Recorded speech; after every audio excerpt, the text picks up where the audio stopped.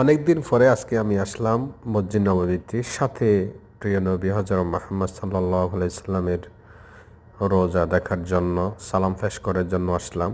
আপনারা দেখতে পাচ্ছেন এখন আমি ভিতরে যাওয়ার জন্য রওনা দিচ্ছি। এইখানে হাজার হাজার মুসলিম, লক্ষ লক্ষ মুসলিম জোহরের নামাজের শেষে রাসূলুল্লাহ সাল্লাল্লাহু আলাইহি সাল্লামের সালাম পেশ করার জন্য যাচ্ছে। আমরা এখন ভিতরে প্রবেশ করলাম।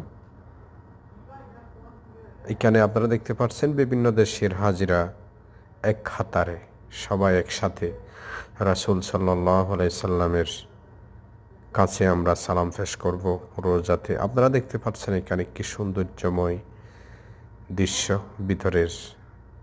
এখন মাত্র জোহরের নামাজ শেষ হয়েছে।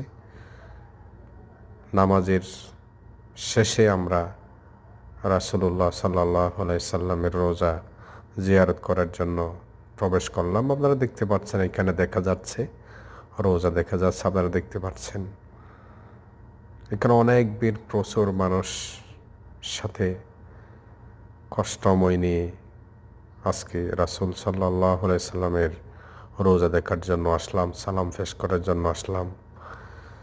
অনেক ভিড় মানুষের। সবাই ভালো থাকবেন, সুস্থ থাকবেন।